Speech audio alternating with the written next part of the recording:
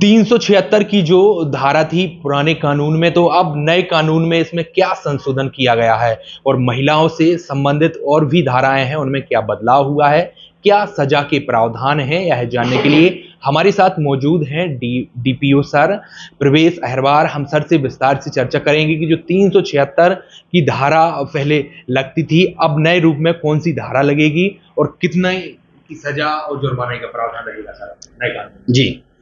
देखिए, पहले जो रेप के मामलों में, जैसा कि सभी को पता है कि 376 जो है आईपीसी की लगती थी, इंडियन पीनल कोड की धारा 376 रेप के मामलों में लगती थी। तो अब जो नया जो कानून आया है भारतीय न्याय संहिता 2023, उसमें जो है धारा 64 में उस 376 के लिए दंड का प्रावधान नई जो भारतीय न्याय संहिता है उसकी धारा 64 में बलात्संग के लिए दंड का प्रावधान किया गया है। मतलब सरल भाषा में,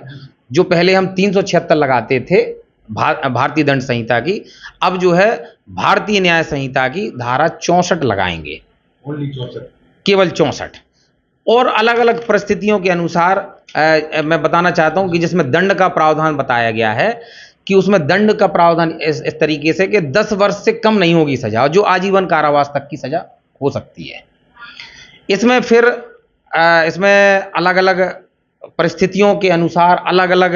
मामलों में जो है अलग अलग धाराओं में भी दंड का प्रावधान किया गया है कि यदि शादी का झांसा देके किसी के साथ, यस, महिला या लड़की के साथ ऐसी कोई घटना होती है। जी जी जी, तो ये जैसे मैंने आपको बता रहा था कि धारा 64, 65, 66, 67, 68, ये अलग अलग परिस्थितियों के अनुसार अलग अलग व्यक्तियों के द्वारा ये रेप की बात। इसमें नया क्या जुड़ा हुआ है, तो नया इसमें धारा 69 जोड़ी गई है। धारा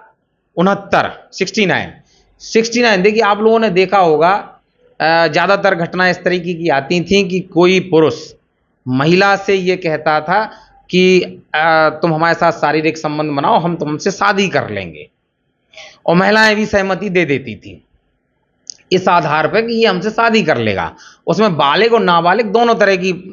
बच्चियां और महिलाएं शामिल हो रहती थी। तो वर्तमान में इस जो पहले 376 लगती थी, चूंकि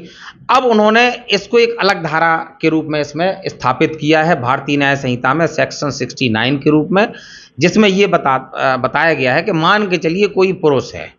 और वो पुरुष जो है महिला से कहता है कि ठीक है, आप हमारे साथ शारीरिक संबंध बनाओ और हम आपसे शादी कर लेंगे, और वो शादी करने का इरादा उसका शुरू से नहीं है, शुरू से उसका शादी करने का इरादा, इंटेंशन, आशय है ही नहीं है, इरादा ही नहीं है उसको शादी करने का। तो यदि इस तरीके से मान के चलिए बाद में यदि शिकायतें होती हैं, तो अब जो है इसके लिए अलग से जो धारा बनी है 69, उसके तहत मामला पंजीबद्ध होगा, और कहना चाहिए कि ये 376 से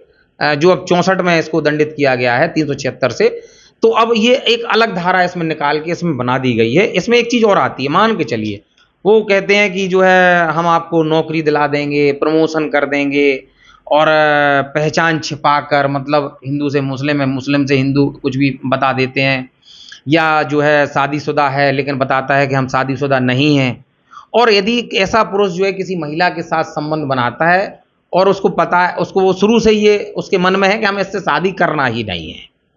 और वो संबंध बनाता है, तो अब जो है पहले जो 376 लगती थी, अब जो है उसके लिए अलग से धारा है 69 वो लगेगी। इसमें बड़ी मजेदार बात यह है कि इसमें जो सजा का प्रावधान किया गया है वो ये कहा गया है कि अधिकतम हो सकेगी, अधिकतम सजा हो सकेगी 10 वर्ष तक। इसका मतलब है न्यूनतम क्या होगी ये उसमें निर्धारित नहीं है। तो ये न्यायालय मामले की तथ्य और परिस्थितियों को ध्यान में रखते हुए कोई भी सजा दे सकते हैं न्यायालय। इसमें जुर्माने का भी कहीं कोई स्पष्ट वो नहीं है, तो जुर्माना भी कुछ भी लगाया जा सकता है। ये न्यायालय की जो शक्तियां हैं उनके अनुरूप न्यायालय द्वारा ये बिल्कुल विशेष रूप से ये धारा 69 ये रेप के मामलों के लिए जो अलग धारा जोड़ी गई है।